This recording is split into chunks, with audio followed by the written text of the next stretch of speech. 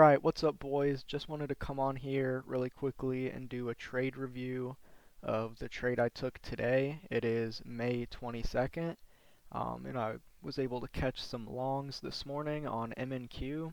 Got around 130-ish points, and thought I'd come on here and break down and review the trade for you guys. I haven't posted in a little while, been busy with life, but I have some time today, so here we are. So this is my entry that I got. You can see here I got in at 2160, and then I ended up selling around here again. Locked in around $1,000. I took it with 4 minis on MNQ. So yeah, let's get into it. So for starters, we have my fib right here for my standard deviation. I threw it on here because this is the manipulation leg that took liquidity. This orange line right here is the London high. So we pushed up here, took the London high, so I throw my fib tool on that leg to get my projections. And so we then sold off.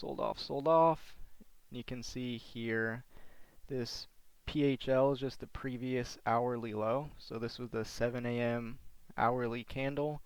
You can see here we came down, took the previous hour low, came into the -2, -2.5 standard deviation, which is where you can often anticipate price to start retracing. And you can see here price respected the -2, -2.5 pretty much perfectly.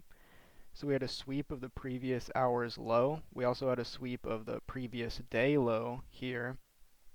And we had a little local SMT with ES here. You can see if I do this, you can see on ES took this candle's low, NQ failed. And so once I saw that we had this gap here. And I waited to see the SMT form. Once we had this nice candle close above this fair value gap, I then waited for a retracement back into the gap, and this is the candle that I entered, so 833. We also had news at 8:30, so I was waiting. I wanted to take it here when we closed above, inverting this gap, but since we had news coming at 8:30, I waited for the news. Then the news came out, didn't really do much, and then once I saw we have this nice candle close above with the local SMT, again I waited for a retracement into the IFEG, and that is when I entered in. We're also in discount of the local range, right?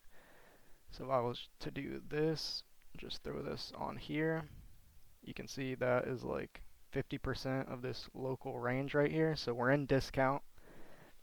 Sweep the previous hour low, sweep previous day low, hit -2, -2.5 on the projections, SMT, inversion for entry, and then you can just target,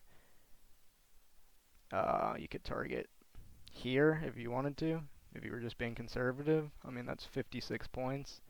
I had my stop below the low, so only a 20-point stop. You could take a profit there, you could take profit here. I personally was targeting the midnight open, and I wanted to take this high, but I saw we were just kind of climbing higher and higher, so I just held on a little bit longer, and I ended up selling somewhere around here. Again, locked in about $1,000 trading for micros. And yeah, that's pretty much it, guys. It's really not complicated. It's pretty simple. There's no need to overcomplicate things. I feel like too many people do that too often. Just wait for liquidity to be swept, right? Wait for a previous hour or 4-hour low to be swept, previous day low.